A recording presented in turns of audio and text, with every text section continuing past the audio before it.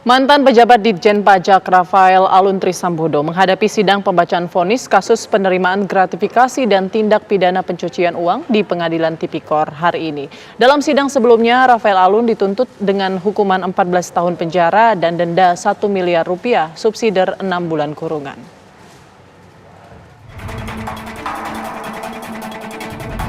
Mantan pejabat Direktorat Jenderal Pajak Kementerian Keuangan Rafael Alun Trisambodo dituntut oleh Jaksa Penuntut Umum dengan pidana 14 tahun penjara. Rafael juga diminta untuk membayar denda sebesar 1 miliar rupiah, subsidiar 6 bulan kurungan. Selain dipidana tuntutan penjara dan membayar denda, Rafael Alun juga menerima pidana tambahan, yakni dituntut membayar uang pengganti ke negara sebesar 18,9 miliar rupiah, atau harta bendanya akan disita. Jaksa meyakini Rafael terbukti bersalah menerima gratifikasi dan melakukan tindak pidana pencucian uang.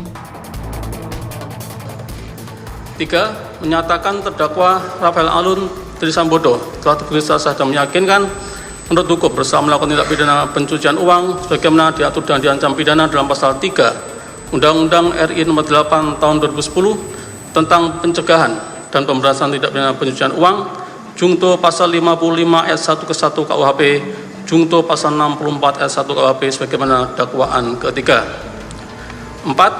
Menjatuhkan pidana terhadap terdakwa Rafael Alun Trisambodo dengan pidana penjara selama 14 tahun serta pidana denda sebesar 1 miliar rupiah, subsidiar pidana kurungan pengganti selama 6 bulan.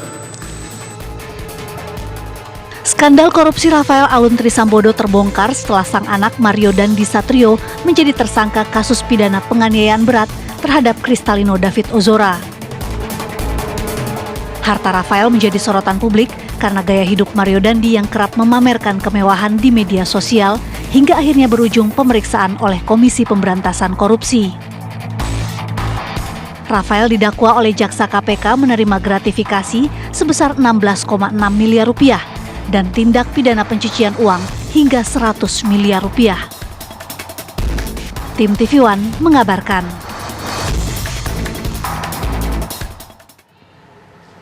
Untuk mengetahui jalannya sidang pembacaan vonis terdakwa Rafael Alun Trisambodo, kita langsung menuju Pengadilan Tipikor Jakarta. Ada rekan kami Nadila Saleh di sana. Selamat siang Nadila Saleh, seperti apa jalannya sidang putusan Rafael Alun Trisambodo saat ini? Baik, selamat siang Putri dan juga pemirsa. Ini kami baru saja mendapatkan informasi ataupun konfirmasi dari kuasa hukum Rafael Alun Trisambodo bahwa persidangan ini baru akan dimulai pada pukul 1 siang nanti. Sebelumnya memang Pengadilan Tipikor telah menjadwalkan persidangan ataupun sidang putusan Rafael Alun Trisambodo ini berlangsung pada pukul 9 pagi tadi. Namun hingga kini jika kami gambarkan kondisi di Pengadilan Tipikor hingga kini belum terlihat tanda-tanda kedatangan dari Rafael Alun Trisambodo, meskipun ruang persidangan ini telah dipersiapkan oleh PN Tipikor Jakarta Pusat. Dan seperti yang kami sampaikan sebelumnya Putri, bahwa baru saja kami mendapatkan konfirmasi dari kuasa hukum Rafael Alun Trisambodo bahwa pihaknya akan menghadiri persidangan pada pukul 1 siang nanti. Kita ketahui bersama Putri dan juga pemirsa bahwa persidangan hari ini akan menentukan hasil, maksud kami akan menentukan nasib dari Rafael Alun Trisambodo. Apakah nanti dirinya akan dinyatakan oleh majelis hakim aman, kemudian bebas dan juga lepas, ataukah nanti dirinya akan dinyatakan bersalah dan melakukan tindak pidana, dan kemudian nantinya dalam sidang putusan ini juga akan dijelaskan oleh majelis hakim tindak pidana apa saja yang dinyatakan bersalah terhadap Rafael Alun Trisambodo begitu. Putri dan juga pemirsa, sebelumnya kami memang telah merangkum sejumlah persidangan yang telah dilalui oleh Rafael Alun Trisambodo mulai dari Desember kemarin, yakni di tanggal 11 Desember yaitu sidang tuntutan.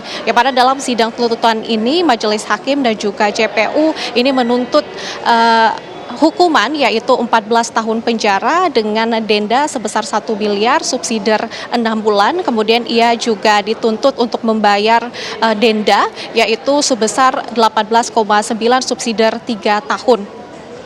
JPU juga menjelaskan bahwa besarnya tuntutan yang diberikan kepada Rafael Aluntri Sambodo ini disebabkan karena JPU menilai bahwa Rafael Aluntri Sambodo ini telah melakukan tindakan yang salah dengan menggunakan jabatannya untuk memperkaya dirinya dan juga memperkaya keluarganya begitu. Kemudian Putri dan juga pemirsa, selanjutnya di tanggal 27 Desember kemarin yaitu sidang pembacaan pledoi ataupun nota pembelaan dari Rafael Aluntri Sambodo kepada majelis hakim, ya pada dalam nota pembelaan tersebut Rafael Aluntri Sambodo menyampaikan bahwa dirinya tidak melakukan hal seperti yang didakwakan kepadanya begitu. Ia juga mengklaim bahwa dirinya ini taat untuk terus melaporkan LHKPN-nya begitu.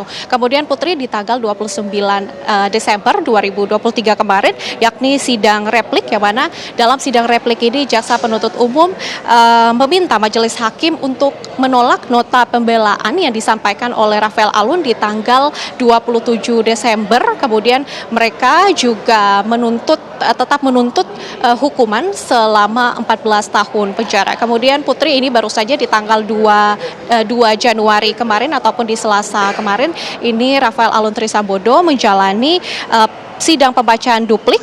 Adapun dalam sidang pembacaan duplik yang disampaikan oleh kuasa hukum dari Rafael Aluntri Sambodo ini, mereka meminta agar majelis hakim melepaskan dirinya dari segala tuntutan. Putri, akan kami kabarkan dan berikan update lagi terkait putusan hari ini. Kembali ke Anda. Baik, terima kasih Nadila Saleh melaporkan langsung dari Pengadilan Tipikor Jakarta.